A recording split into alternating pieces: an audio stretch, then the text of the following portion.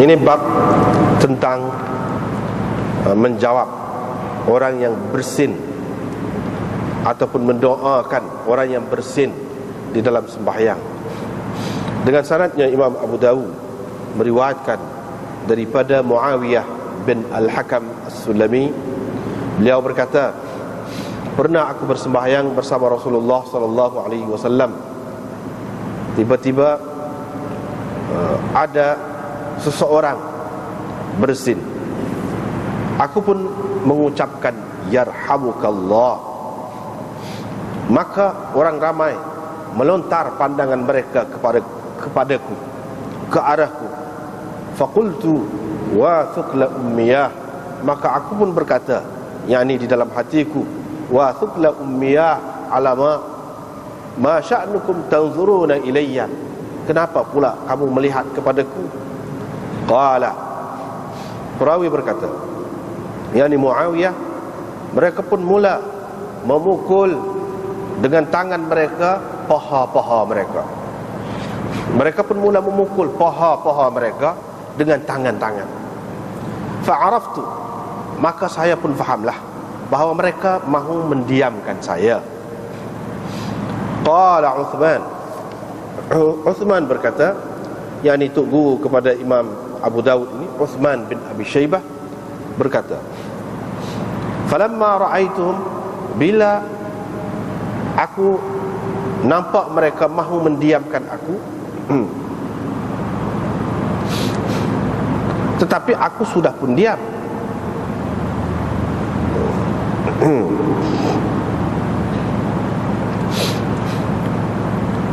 Itu satu lagi, bila aku nampak mereka mahu mendiamkan aku pun itu dari segi takdirnya, maka naik marahlah aku, tapi aku diam saja. Itu yang kedua.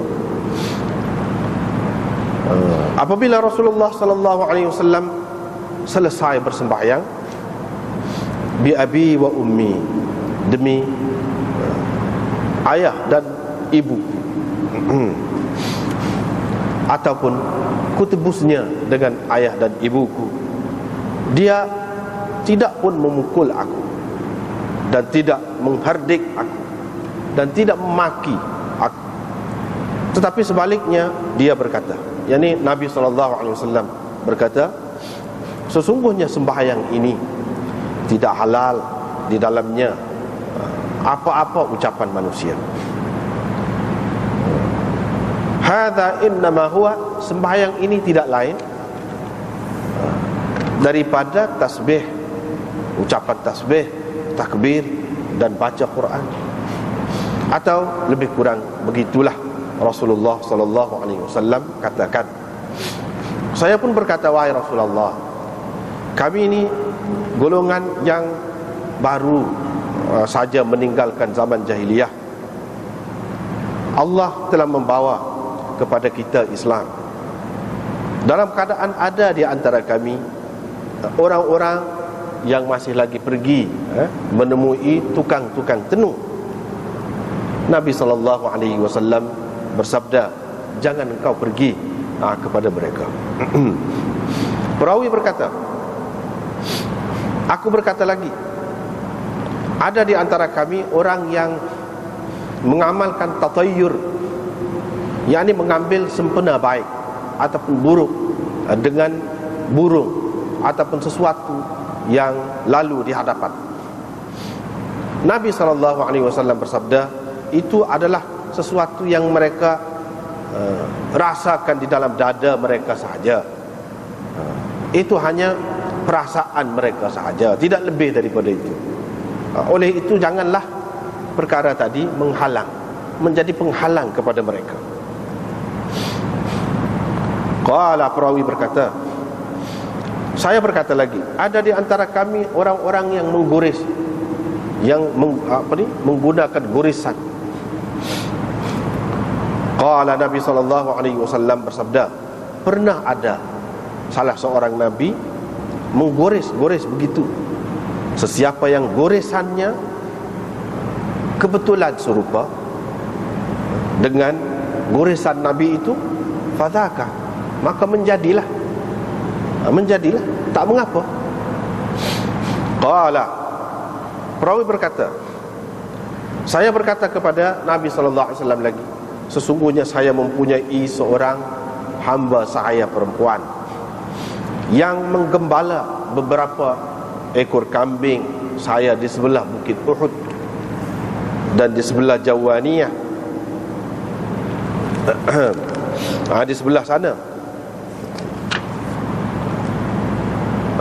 Tiba-tiba saya pergi melihatnya.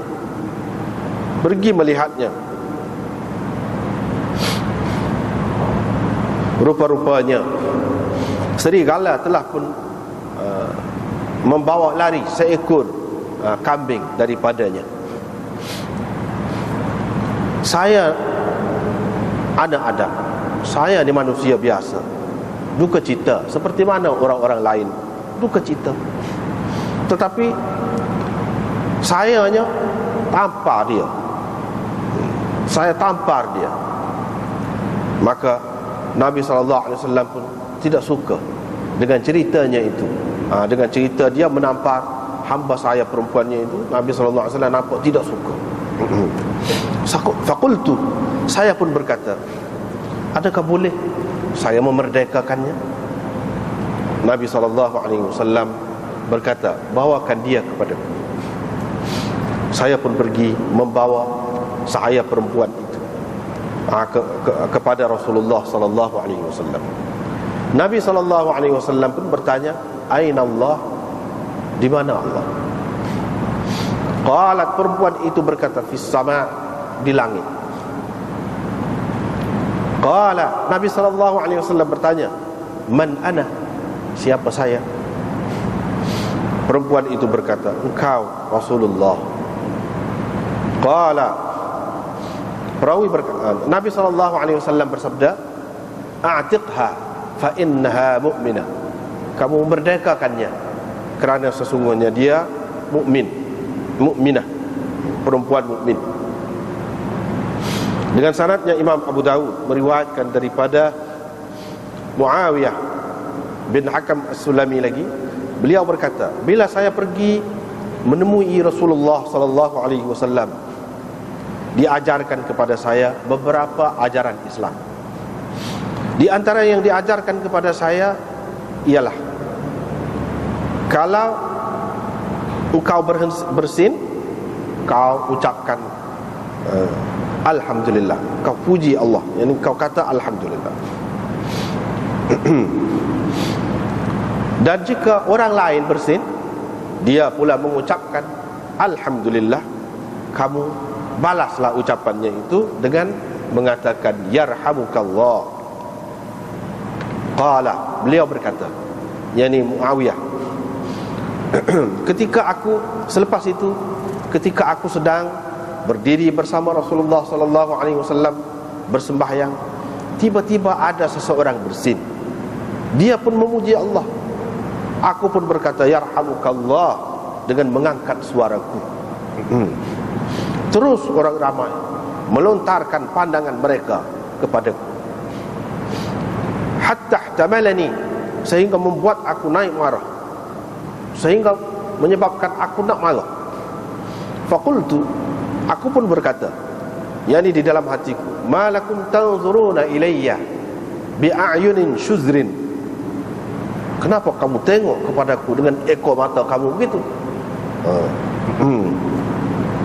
Ini kenapa kamu tengok aku dengan mata yang liar lagu tu? Satu makna mata liar, satu makna dengan ekor mata. Qala, perawi berkata, fasabbahu. Lepas itu mereka bertasbih. Mereka kata subhanallah. Apabila Nabi SAW selesai mengerjakan sembahyang, Nabi SAW bertanya, manil mutakallimu, siapakah yang mengucapkan Yarhamukallah tadi? Qila hadzal a'rabi, maka orang berkata, A'rabi ini, ni orang ulu ni. Fada'ani Rasulullah sallallahu alaihi wasallam, Rasulullah sallallahu alaihi wasallam pun memanggil aku. Faqala li, baginda berkata kepadaku, sesungguhnya sembahyang itu hanya untuk bacaan Al-Quran dan untuk zikrillah, mengingati Allah. Apabila engkau berada dalam sembahyang, maka hendaklah itu semua, hendaklah engkau sibuk dengan yang tersebut tadi, yakni baca Quran dan zikir kepada Allah.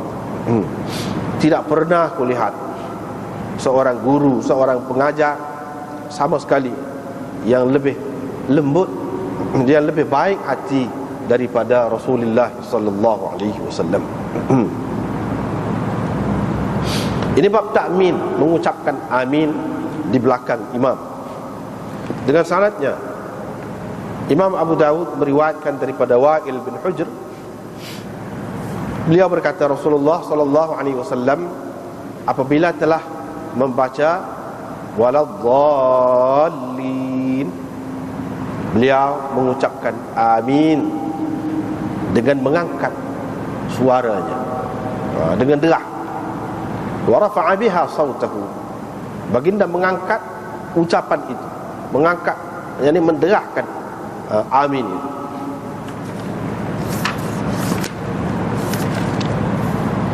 Dengan sanadnya Imam Abu Dawud meriwayatkan daripada Wa'il bin Hujr bahawa beliau pernah bersembahyang di belakang Rasulullah sallallahu alaihi wasallam. Maka baginda mengucapkan dengan suara yang keras amin, dan baginda memberi salam dengan berpaling ke sebelah kanan dan ke sebelah kiri, sehingga saya nampak putih pipi baginda, sehingga saya nampak putih pipi dia. Dengan sanadnya Imam Abu Dawud meriwayatkan daripada Abi Hurairah radhiyallahu anhu, beliau berkata Rasulullah sallallahu alaihi wasallam apabila telah membaca ghairil maghdubi alaihim waladdallin, beliau mengucapkan amin sehingga didengari oleh orang yang berada, orang yang mengiringinya daripada saf yang pertama, ataupun hatta yusmi'a man yali. Tadi kita kata hatta yasma'a, boleh dua. Kalau kita kata hatta yasma'a, semua tak ada terjemahannya. Tapi kalau kita kata hatta yusmi'a, sehingga beliau memperdengarkan ucapan itu kepada orang yang berdekatan dengannya, yang berada pada saf yang pertama. Dengan sanadnya Imam Abu Dawud meriwayatkan daripada Abi Hurairah bahawa Nabi sallallahu alaihi wasallam bersabda, apabila imam telah mengucapkan ghairil maghdubi alaihim waladdallin, maka kamu ucapkan amin. Kerana orang yang ucapannya berbetulan dengan ucapan malaikat, nescaya diampuni dosanya yang dahulu, yang lalu. Dengan sanadnya Imam Abu Dawud meriwayatkan daripada Abi Hurairah bahawa Rasulullah sallallahu alaihi wasallam bersabda, apabila imam mengucapkan amin, maka kamu ucapkan amin.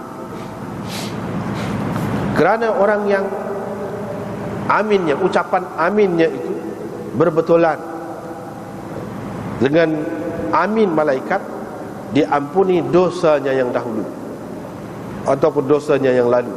Ibnu Syihab berkata Rasulullah sallallahu alaihi wasallam mengucapkan amin. Dengan sanadnya Imam Abu Dawud meriwayatkan daripada Bilal, beliau berkata, wahai Rasulullah, jangan engkau mendahuluiku dengan amin.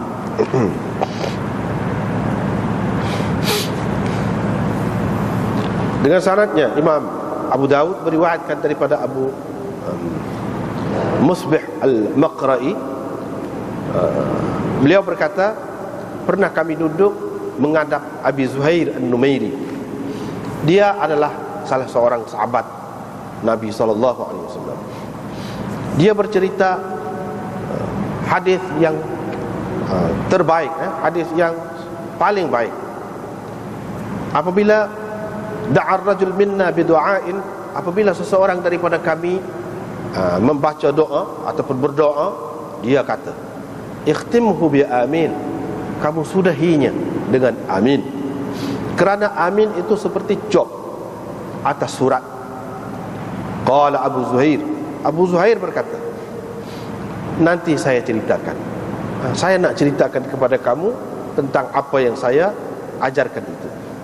Pernah kami keluar bersama Rasulullah SAW pada suatu malam. Kami pun lalu dekat seorang lelaki yang bersungguh-sungguh memohon kepada Allah Subhanahu Wa Taala, yang di dalam doanya. Nabi SAW pun berdiri mendengar doanya itu.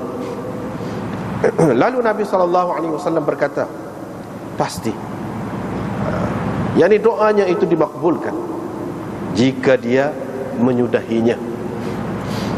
Maka ada seseorang bertanya, dengan apa disudahinya? Dengan apakah yang sepatutnya dia menyudahi doanya itu? Nabi SAW bersabda dengan amin. Kerana jika dia menyudahi doanya dengan amin, berarti pasti dia memastikan doanya itu dimakbul oleh Allah. Orang yang mendengar Nabi SAW, orang yang bertanya Nabi SAW tadi, kemudiannya pergi kepada orang tadi. Terus dia berkata, sudahilah hai fulan dengan amin, dan terimalah berita gembira. Ini adalah lafaz Mahmud. Lafaz Mahmud, ini perawi dia. Lafaz Mahmud bin Khalid.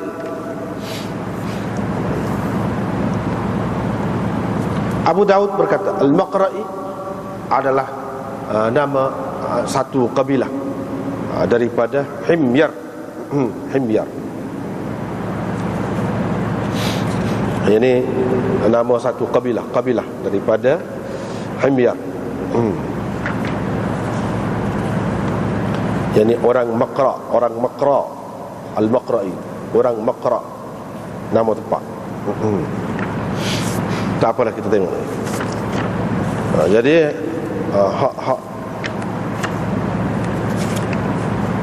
kita baca mula-mula malam ini berkenaan dengan tashmitil atis.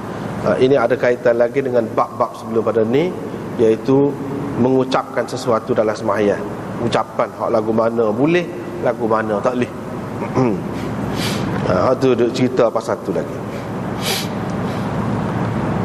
Jadi hak tentang kecek hak biasa tu, tentu dah tak boleh. Semua baru ni kita sudah bincang dah, sepakat ulama mengatakan tak boleh kecek. Saja-saja tak boleh. Ada pun cerita hak dulu boleh kecek ke apa tu, itu sudah mansuh. Cerita tu sudah mansuh. Kalau ada di dalam riwayat yang sahih pun ada hak kecek itu tak boleh pakai, sudah mansuh.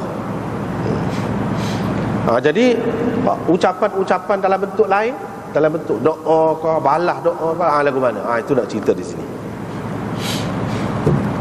Sebabnya tashmid al-atis, itu makna doa kebaikan untuk orang yang bersin, yang mengucapkan alhamdulillah. Itu doa ni. Bukan orang bersin saja, tak. Orang bersin yang mengucapkan alhamdulillah. Kalau dia tidak ucapkan, dia tidak berhak menerima jawapan itu. Itu maksud tashmid al-atis. Tashmid itu ada beberapa maknanya. Salah satunya ialah doa supaya tetap pendirian ataupun teguh iman untuk orang yang bersin, yang kata alhamdulillah. Untuk tetap di atas ketaatan, istiqamah atas ketaatan, itu makna tashmid al-atis. Jadi yarhamukallah tu kalau kita doa dengan maksud itulah yang utamanya, iaitu dia mendapat ketetapan, keteguhan iman dan istiqamah di atas ketaatan. Ada juga ulama yang mengatakan doa ni makna dianya semoga Allah menjauhkan sesuatu yang menyukakan musuh engkau jika menimpa engkau. Itu tashmid. Tashmid al-atis. Supaya Nabi Harun kata kepada Nabi Musa, kan bila Nabi Musa pegai janggut dia tu, pegang kepala dia kocok. Pada habis dia. Dia kata, Nabi Harun katakan dalam Quran, fala tushmit biyal a'da. Makna ni sesuai dengan itu. Fala tushmit biyal a'da. Jangan engkau membuatkan musuh suka dengan melihat kita ni bertengkar berlaku ni, balok lagu ni. Jadi musuh suka. Tashmit maknanya minta supaya Tuhan menghindari kita daripada sesuatu yang menyebabkan musuh kita suka kalau ia menimpa kita. Itu makna tashmit. Itu makna yang kedua. Makna yang ketiga ialah semoga Allah memberi perangai ataupun peribadi yang baik kepada engkau. Itu maknanya tashmit.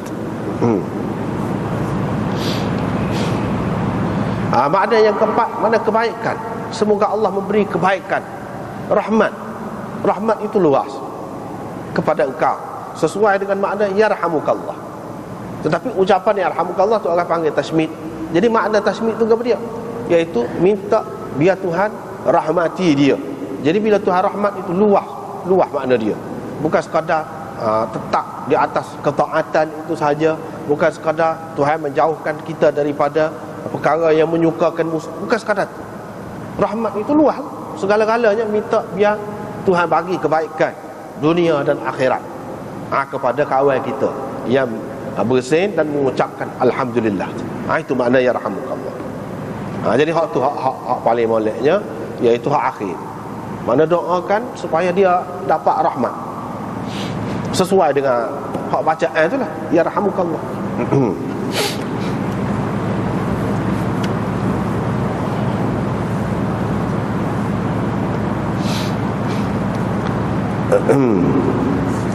Tapi dalam hadis Tirmizi ada disebutkan bahawa orang itu bersih sekali Nabi kata alhamdulillah, yarhamukallah. Dia kata alhamdulillah, Nabi kata yarhamukallah. Lepas tu kali yang kedua dia kata lagu tu, Nabi SAW kata yarhamukallah. Kali yang ketiga dia kata alhamdulillah, Nabi SAW tak jawab yarhamukallah, tapi dia kata anta mazkum, mu ni selesema, dia kata selesema. Daripada situ ulama buat kesimpulan. Setengah ulama mengatakan hak sunat alhamdulillah ni iaitu kalau bersih 2 kali ataupun sekali. 2 kali tu hak paling molek. Kalau lebih pada tu tidak dah. Tidak. Tak ada dah kata alhamdulillah. Sebab apa? Sebab Nabi SAW kata anta mazkum, dia tidak jawab hak tadi. Maknanya tak perlu kata. Sebab bersih sekali ataupun 2 kali menunjukkan itu kesihatan kita, menunjukkan isyarat kepada kita sihat, baik. Sebab itu alhamdulillah, syukur kepada Allah. Tapi kalau hak tidak baik tu mana nak syukur ke dia je? Syukur-syukur ni atas sesuatu perkara yang menyenangkan kita, yang baik untuk kita. Jadi di situ tidak ada ucapan apa-apa kata mereka. Jadi senyap, tak nak kata apa. Jadi hak 2 kali tu. Ada pun 3 kali, 4 kali, 5 kali, ada orang 10 kali pun ada pusing. Hak tu penyakit lah tu. Tak perlulah hak tu ucap alhamdulillah ke apa tu. Yang perlu yang dia pergi berubat. Pergi berubat. Di sini menunjukkan bahawa Nabi SAW menunjukkan kepada kita isyarat-isyarat tubuh ni. Ada isyarat yang menunjukkan sihat, ada isyarat yang menunjukkan tidak sihat. Hak dalam perubatan orang panggil simptom tu. Gejala-gejala pada tubuh kita tu. Hak ni gejala dia sihat. Bahkan kalau orang yang reti, tengok saja tu, muka lagu tu tahu dah penyakit gapo. Tengok kuku lagu tu tahu dah penyakit gapo. Itu semua gejala. Jadi bukan gejala ni banyaklah. Salah satu yang disebut sini bersin. Dan bersin itu baik kerana dia mengeluarkan wak-wak yang tidak baik yang mengganggu kesihatan kita dalam otak. Kalau sedawa ni dalam maidah keluar. Kalau ketuk tu usus, itu baik untuk usus. Adapun hak ni bersih ni daripada otak. Mana kalau tidak bersih langsung ataupun bersih acak sangat, boleh jadi dia ada kaitan dengan hak tu lah tu. isyarat pada situ lah tu ada gangguan. Jadi maknanya kalau kita ni terutamanya belajar perubatan, dia kena perhati benda-benda gitulah. Nabi SAW rakyat tu kena perhati. Situ tu alamat besar tu. Alamat besar. Dan dia kait dia apa nama ni, angin tu, waktu mari daripada mana? Daripada otak. Mana ada kaitan dengan tu?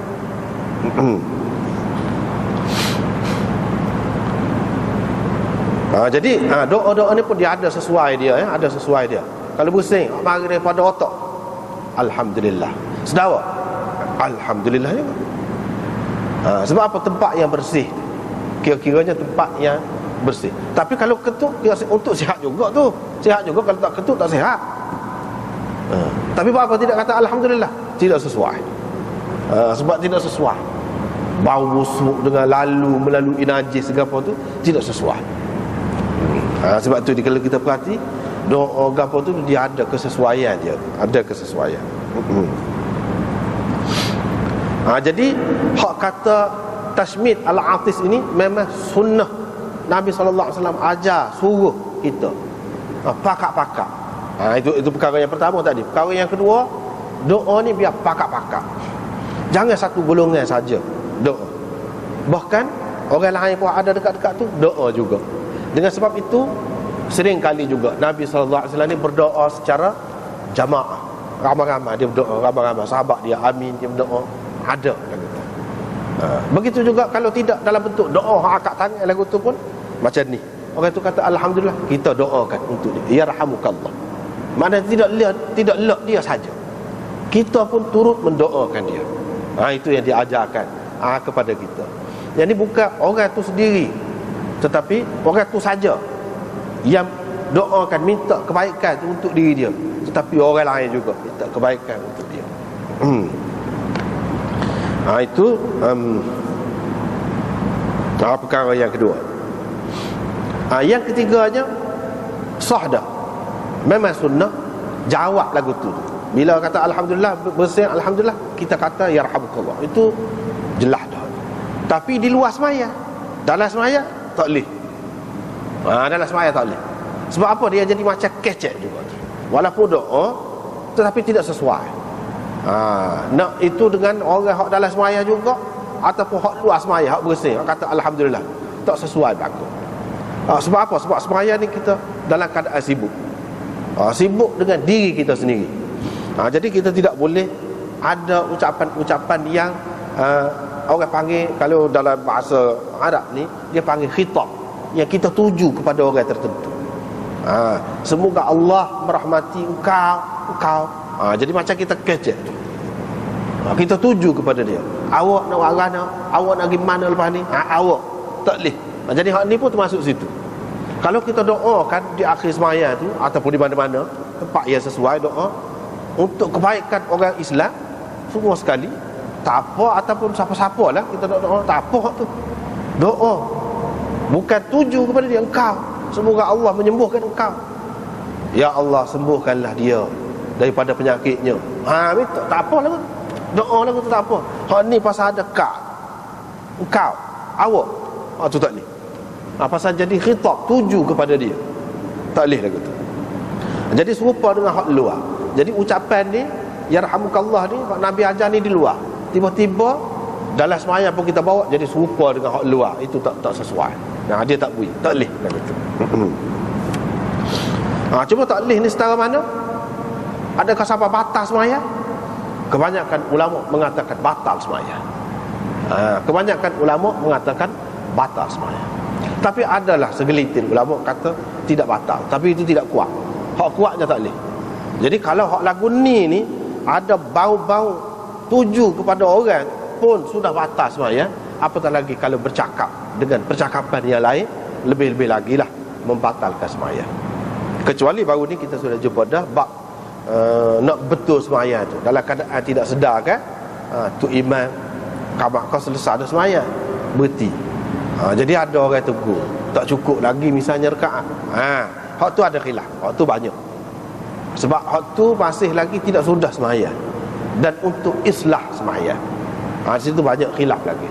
Tapi kalau hak ni kebanyakan ulama mengatakan batal semaya.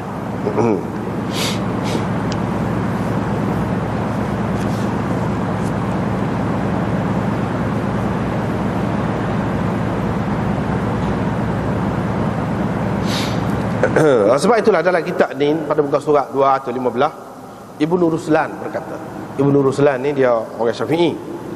Dia kata hadis ini menunjukkan bahawa haram bercakap secara mutlak dalam sembahyang, sama ada untuk maslahat sembahyang ataupun tidak, kecuali dalam keadaan terlupa tadi. Dalam keadaan terlupa tadi. Kalau dengan sengaja tak boleh. Hak bolehnya tengah-tengah sembahyang subhanallah. Itu. Kalau nak kecek tak boleh. Walaupun nak tegur untuk imam tak boleh.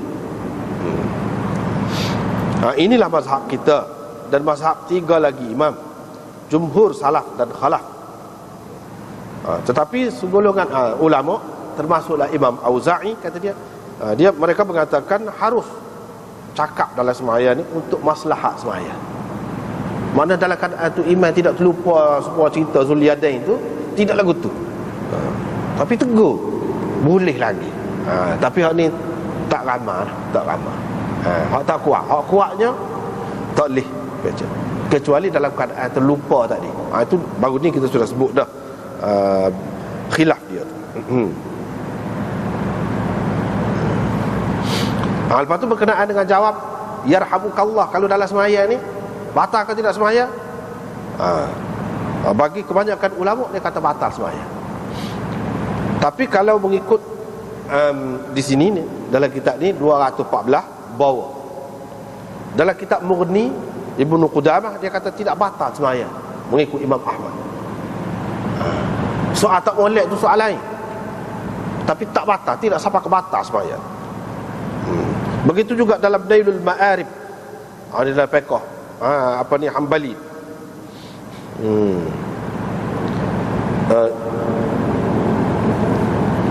Gitu. Sebab apa dia kata sebab tak batal? Sebab tak ada dalil menunjukkan Nabi SAW suruh Muawiyah sani sembahyang semula. Kalau tak sah, kalau batal mesti dia suruh. Dia pegang kot tu lah. Tak ada dalil. Orang lain kata tak sebut sini tidak berarti Nabi tak suruh. Boleh jadi dia suruh. Boleh jadi tak sah, boleh jadi dia kata. Kau terang, cuba mari dalil dia terang. Ni peristiwa ni, adakah Nabi SAW suruh dia ulas sembahyang mula? Tak ada, kata dia. Antara satu mereka mengatakan kata yarhamukallah ni tak batal sembahyang, tak molek. Itu soal lain. Tapi dia kata dia kata dalam Nailul Ma'arif kata batal buatan kaf khitab, seperti kita kata tadi lah. Ibnul Arabi mengatakan Nabi SAW kira hak ni sebagai kecek ni. Sebab tu dia larang. Jadi bila sebagai kecek, maka membatalkan sembahyang. Dalam syarat iqna' ni fiqh Syafi'i, dia juga batal sembahyang, tak boleh. Lepas tu hadis ni, jadi hadis ni mereka takwil lah. Tidak semestinya bila tak ada sebut dalam hadis ni berarti Nabi tak suruh dia ulas mula. Kita faham sendirilah kalau benda tu batal, dengan sendiri kena sembahyang mula, tak adil lah tu. Gitu. Tapi Imam Ahmad dia pegang dengan ni. Dan Imam Abu Daud ana sudah riwayat sama dah kan. Sebab itulah ramai ulama mengatakan dia ni bermazhab Ahmad, Hanbaliyul madhab, kata dia. Semua dia akan lihat mari dalil-dalil banyak menyokong mazhab Ahmad. Ada yang mengatakan dia tidak bermazhab Ahmad, walaupun tok guru dia tu Imam Ahmad, tapi banyak pendapat dia serupa dengan Imam Ahmad. Sebab tu dia mari hadis ni. Dia mari tashmid al-atis fi salah. Walau bagaimanapun Nabi SAW tak suruh dia ulas mula. Cuma dia kata sembahyang ni tidak sesuai apa-apa ucapan manusia. Ini nak rayak ucapan hak lain-lain lah, sebagai pengajaran benda lain. Benda lain ni, hak ni adakah ucapan manusia? Tak ni, termasuk dalam doa ni dia kira. Jadi ini termasuk dalam orang panggil uslubul hakim. Tanya orang lain, berlaku benda lain, rayak tentang benda lain, bui benda lain yang berguna juga kepada seseorang. Semua orang tanya apa yang bulan ni kecil, lepas tu besar, lepas tu kecil pula. Yas'alunaka 'anil ahillah qul hiya mawaqit linnas wal hajj. Jadi jawapan tu orang nak tanya apa tu dari segi ilmu hayahnya, dari segi ilmu ni bintang ni, apa yang jadi kecil jadi besar tu. Dia jawab itu untuk menunjukkan waktu nak buat kerja haji. Untuk waktu, manusia mengetahui waktu, dan untuk waktu haji, nak tahu bulan-bulan. Jadi hak ni cerita lain. Serupa juga di sini.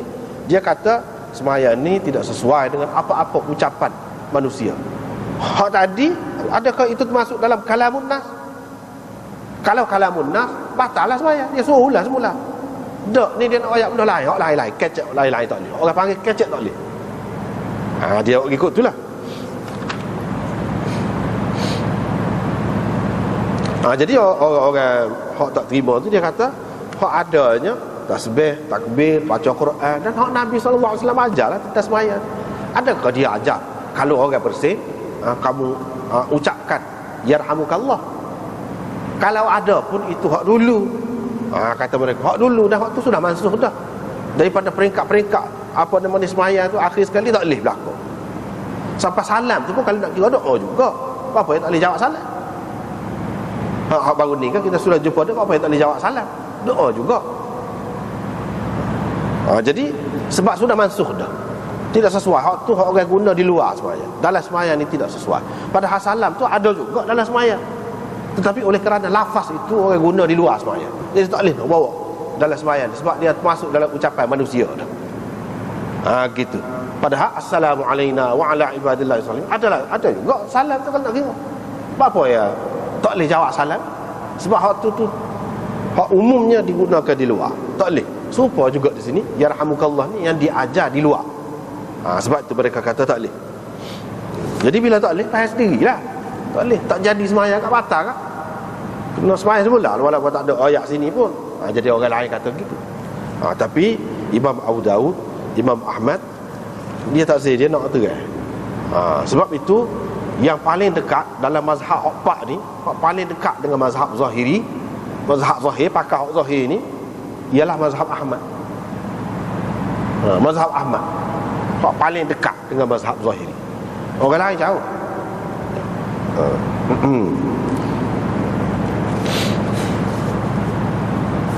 Tak apalah. Jadi cerita ni, nama sahabat ini Muawiyah. Muawiyah bin Al-Hakam As-Sulami. Lama sahabat nama Muawiyah ni. Muawiyah bin Abi Sufyan itu sehulah khalifah tu. Muawiyah bin Haidah, dan ramai lagi Muawiyah yang lain-lain lagi. Lepas tu di zaman tabi'in, zaman tabi'in, dan zaman kemudian lagi ramai juga nama Muawiyah. Sampai ke zaman kita ni payah nak cari hak nama Muawiyah. Pasal apa? Pasal terpengaruh dengan sejarah yang memburuk-burukkan Muawiyah, yang kata dia ni jahat, dia ni zalim, dia ni macam-macam lah. Jadi terpengaruh dengan diayah Syiah itu, akhir sekali tak ada ramai, bahkan hampir-hampir tak ada lah hak nama Muawiyah. Maknanya kalau kita belah-belah lah waktu tu, kita belajar sunnah ni, kita tahu perawi-perawi ramai orang dulu buat apa yang ramai sangat nama Muawiyah. Pasal mereka tahu Muawiyah ni orang molek, sebab dia bubuh nama anak-anak Muawiyah. Jadi kita pun kena lagu itulah.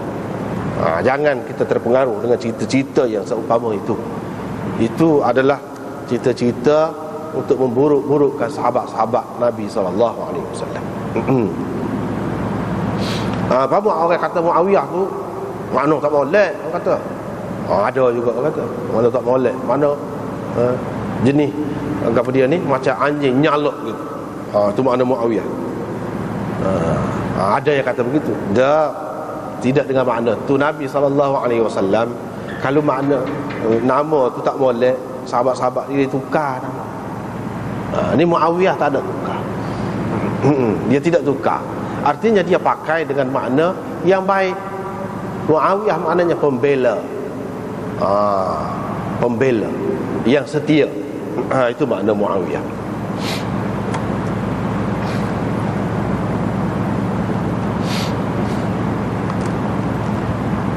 Dan biarlah sikit kita cerita dari segi hikmah bahasa Arab tu. Kadang-kadang Muawiyah ni nama orang jantan kan, tapi apa ada tabar butah. Macam Tina tu Yahya, kita pun kalau Yahya ni kan Tina lah. Itu selalu salah satu rahsia dalam bahasa Arab. Dia nak mengimbangkan. Jadi kalau orang tu ada sifat jantan saja, tak molek, tak ada kelembutan. Jadi dengan sebab tu dia beri nama orang jantan, maknanya ada alamat muannah tino tu untuk mengimbangkan peribadi dengan harapan maknanya tidaklah jadi keras sangat. Tetapi makna jadi ada lembut dia, ada kesia belah dia, ada kasih sayang dia, bukan jenis keras. Jadi setengah-setengah tu kan nama perang. Perang nama dia, nama perang. Harb. Nama harb. Orang Arab ada lah, biasalah nama harb. Nama singa, macam-macam nama tu. Alah kau perang lah, keras lah lagu tu. Jadi hak ni tidak. Macam Muawiyah, Talhah, Ubaidah. Itu nama orang jatah tu. Nama orang jatah. Jadi maksud dia gitu. Itu maksudnya.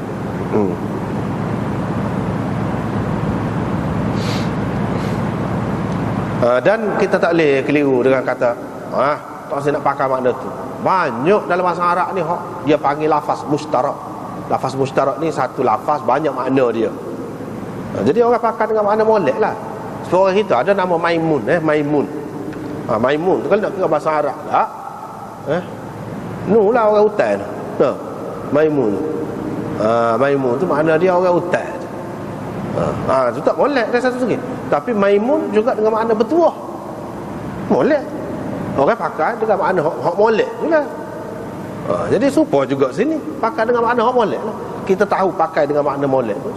Nabi SAW tak tukar nama tu. Tak tukar. Orang ni kalau benci kepada seseorang, kadang-kadang dia cari hak buruk, cari hak buruk. Alasan makna tak molek lagi tu gini. Bagi kita ni ada Nabi SAW tahu kan. Dan kalau tak molek apa dia tak tukar. Begitulah. Maknanya di sini dipakai dengan makna yang molek. Sebab Maimun tadilah, sebab Maimun.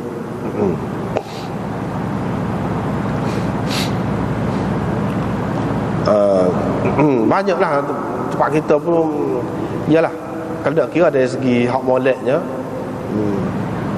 makna teruk sangat tu lah. Kalau hak macam ada dah daripada Nabi sini, kita tahu, Nabi tahu dia tidak baiki, tentu dengan makna molek dah lah. Tapi kalau hak lain, ada molek, ada tak molek tu tak usahlah, pilih nama lain.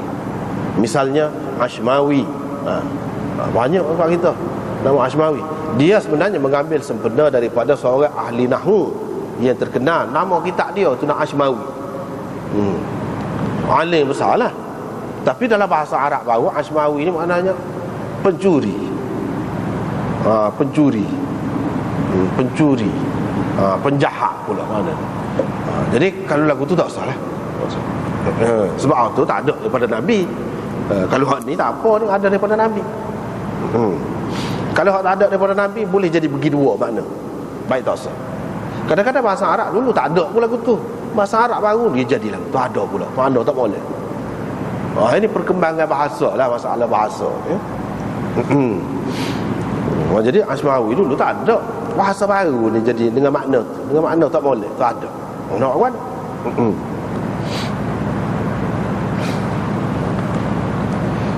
Tak apalah. Dia kata aku bersemayam bersama Rasulullah.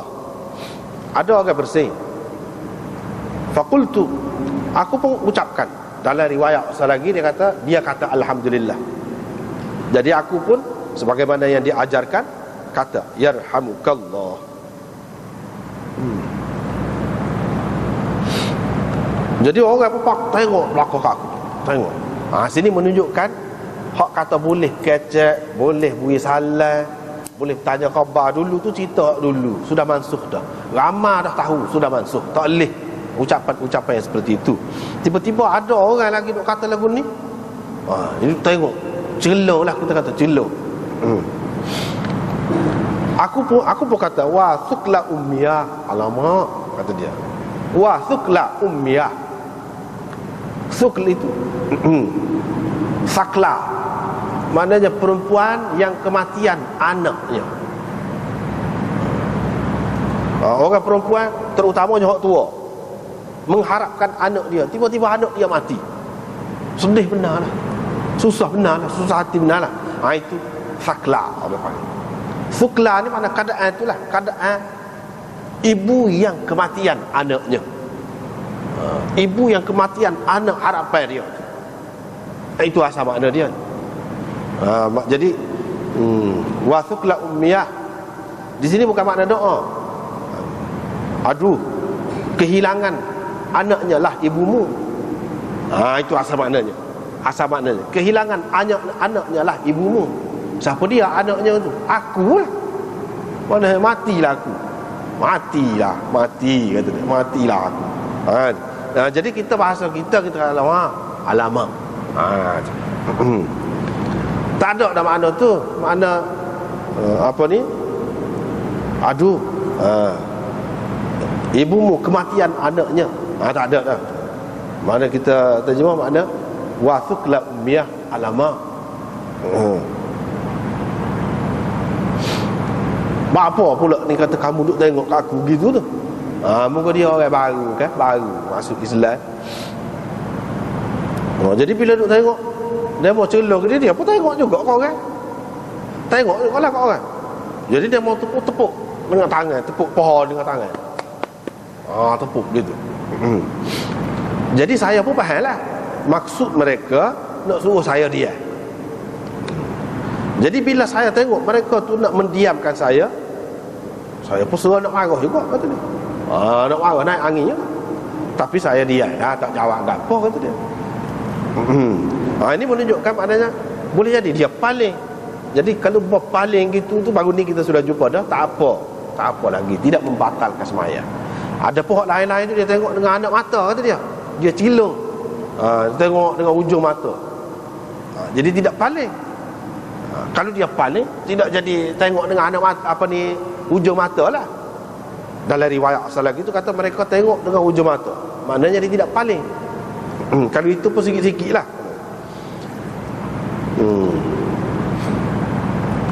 Bila Rasulullah sallallahu alaihi wasallam selesai bersembahyang, bi abi wa ummi.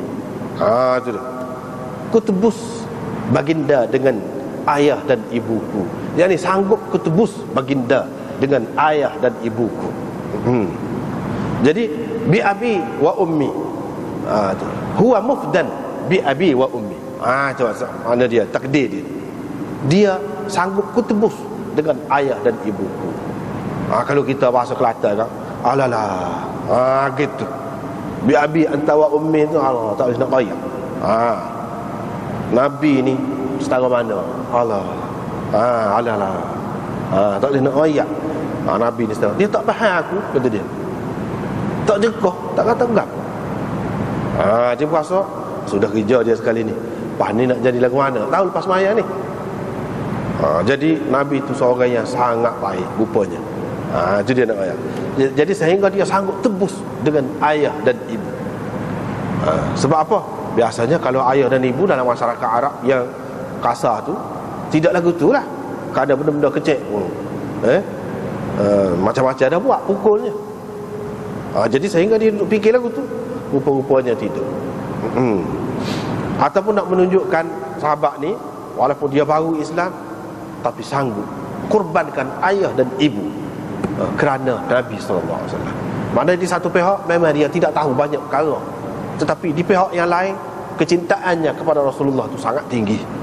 Sebab itulah dia sahabat ni beza dengan orang lain. Walaupun dia setengah-setengah tu tak ada buat semua syariat ada sekarang ni. Tak ada. Sebab masa tu tak habis lagi. Tapi dia tetap lebih pak lagu tu pun. Sebab apa? Jiwa dia.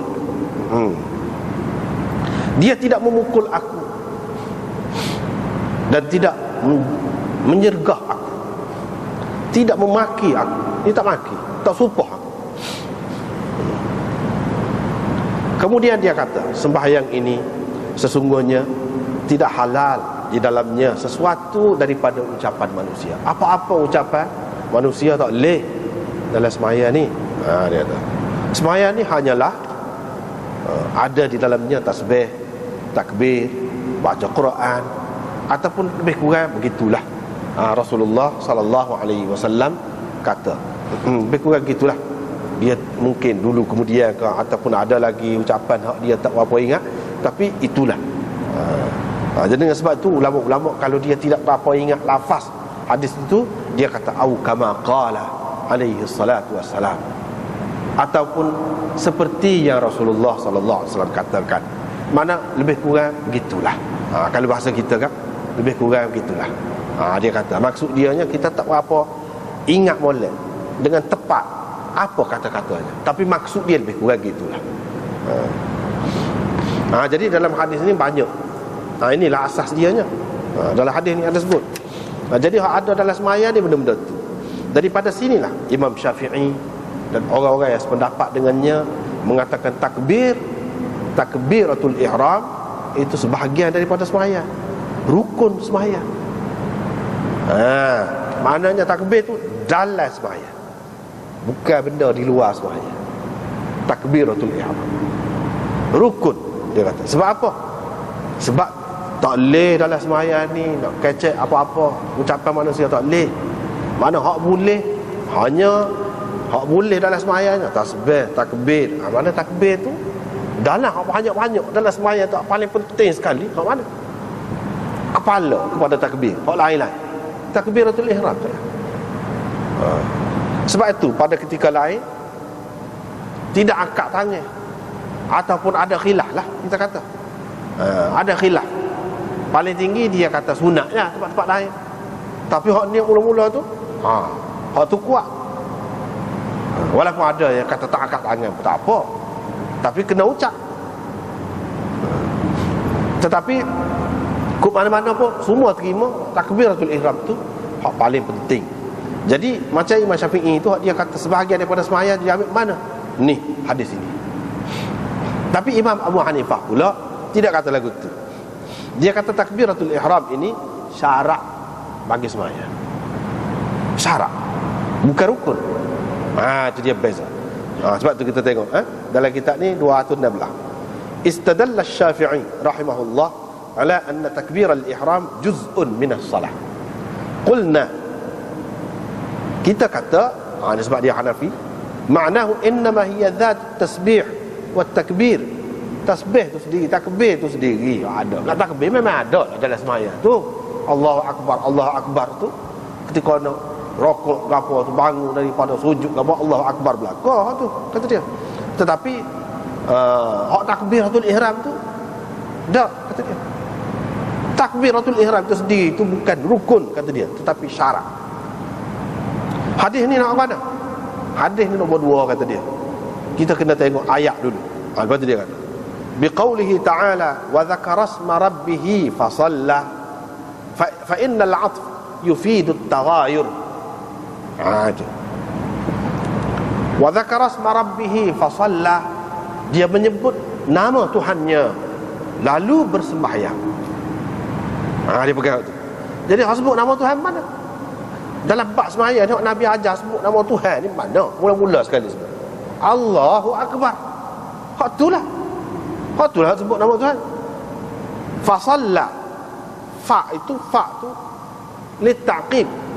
Kalau dalam bahasa Arab, lalu lepas takbir tu lalu bersembahyang. Sembahyang tu lepas pada tu. Sebelum pada tu tak sembahyang lagi. Syarat supaya ambil air sembahyang tu luar sembahyang tu bukan sembahyang. Syarat untuk sembahyang. Puak ada air sembahyang. Syarat dia kata.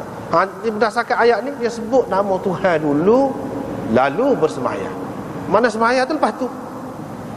Dan ataf ini kalau sebut nama Tuhan tadi sebahagian daripada sembahyang juga, apa makna kata fasalla tu? Sebab ataf ini dia memberi makna taghayur. Hak ni hak lain, hak tu hak lain. Yang ni ma'tuf dengan ma'tuf alaih tu lain-lain kata dia, bukan benda tula.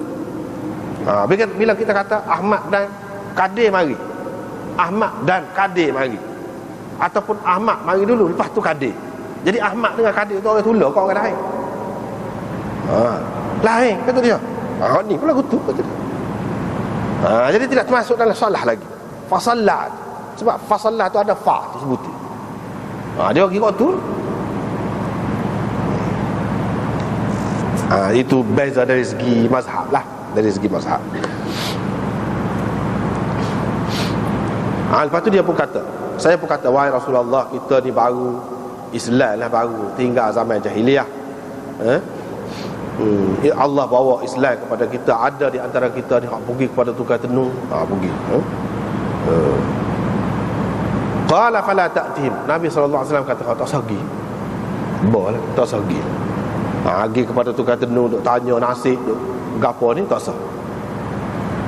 Ini menunjukkan bahawa Islam larang pergi tempat tukang tenung, tukang sihir dan sebagainya, tak boleh. Lepas tu dia kata, ada di antara kita ni orang yang mengamalkan tatayur. Tatayur ni mengambil sempena baik ataupun sempena buruk daripada sesuatu yang berlaku. Di kalangan Arab dulu, terutamanya burung. Kalau burung banyak, burung ni mari kok kanan kok kiri. Kalau alah kok ni misalnya, tanda baik. Bolehlah kita pergi nak nego ni untung kalau kita nak pergi. Kalau dia punya tak utai pun orang bui. Tapi kalau mari kok ni tak sagi, tak jadi pergi. Turun dah sekat tangga tu dah. Tak jadi. Pasal apa? Pasal bewok melitah kot ni dah, atau melitah kot ni dah. Misalnya pahak dalam bandar nak mari bewok mana? Tak tahu. Sebab tu tak ada benda tu karut belakang. Pahak duduk dalam hutan banyak benar bewoknya. Binatang-binatang kau tunggu ni banyak benar lah. Jadi penghalang semua tu kepada kemajuan. Sebab itu Nabi SAW larang kata. Itu orang berasa ya tu, perasan. Lepas tu dia kata, itulah aku kata dah tadi. Lepas tu waktu pun mula tak ada gila. Tu orang perasaan manusia yang kata dia. Janganlah benda-benda ni menghalang mereka daripada buat kerja apa-apa. Orang-orang zaman dulu macam-macam lagi ilmu dia, ilmu hidup bau buat ada. Ni, letak buku hidup sebelum. Orang hisap dulu. Nak tahu angin tu kena ke tidak. Nak pergi buat sesuatu kerja. Dia ada satu ilmu pula tu. Tak ada faedah semua tu. Jadi kita ni orang Islam ni kadang duduk mengamalkan benda-benda lagu ni lah kadang-kadang. Ketinggalan di belakang. Tak boleh menego tengah malam lah. Tak boleh garai, tak boleh tengah malam. Apa kalau menego garai tak ada jual mana lah dah. Tengah malam tak boleh nak beli garai, tak boleh. Jadi malapetaka. Macam-macam lah halangan tu. Tak ada semua. Semua boleh. Tak ada gapo pun tak boleh. Nak kerak kuku tak boleh lah tengah malam. Jadi payah rezeki. Lah takut luka sampai dulu. Nak muka gelap. Sampai sekarang ni tak ada apa dah. Dengan pisah sampai itu. Tak ada ngajik kuku gapo. Benda-benda gitu. Tak boleh nyapu tengah malam. Tak boleh nyapu. Lah kalau jatuh bawah rumah ni payah. Nak pergi cari pula. Sampai sekarang tak ada gapo cerah. Supaya tengah hari tak serius apa tengah malam tu, takut hilang benda-benda yang berharga. Jadi susah kita. Gitu je. Itu pendapat buah orang tua. Orang kata ada molek juga. Sudut molek je kalau kita perhati ada juga munasabah dia tu. Jadi boleh pakai sekat tu lah, setakat munasabah tu. Jangan bawa lebih-lebih. Jadi buat sebagai agama tak boleh lagu tu. Lepas tu dia kata ada orang yang garis-garis ni. Garis-garis. Corek gitu buat ni. Macam-macam lah cara dia buat. Pejai mata lah. Keterah korang kat mana nak jadi dah. Jadi itu semua tu tak ada berlaku. Jadi semua ni nak tahu nasib berlaku. Nak tahu nasib. Sebenarnya tak ada kena-mengena. Cuma Nabi SAW kata dia ada rakyat rahsia. Dulu ada salah seorang Nabi, dia goreng-goreng lagu tu. Mana ada juga asal dia nya. Jenis goreng-goreng gini ni. Nabi tu Nabi apa dia? Ada ulama kata Nabi Idris, ada kata Nabi Daniel. Nabi Daniel jenis pakai ilmu tu. Tapi dia Nabi tu dengan mukjizat dia. Dia garis-garis gini, maknanya gini. Garis-garis gini maknanya gini. Jadi orang panggil ilmu ramal. Orang kita panggil jadi ramalan. Ramalan tu ramal tu lah. Ataupun ilmu wifaq orang panggil.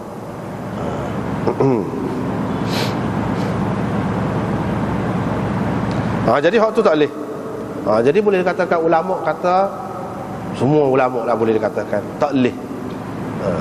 Mana kalau betul lah kalau serupa boleh. Faham lah ke mana kita nak tahu serupa ke tidak serupa. Ilmu tu tak ada tu.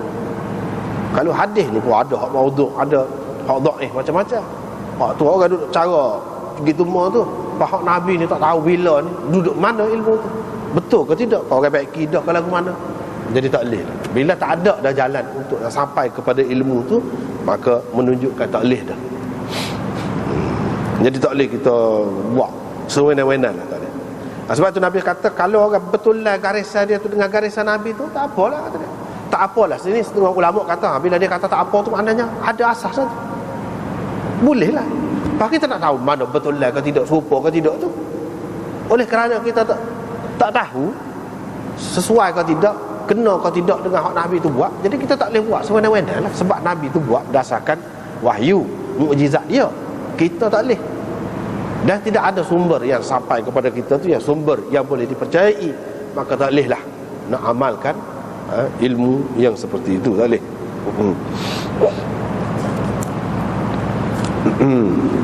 Lepas tu ceritanya dia kata ada seorang hamba perempuan, ada seorang hamba perempuan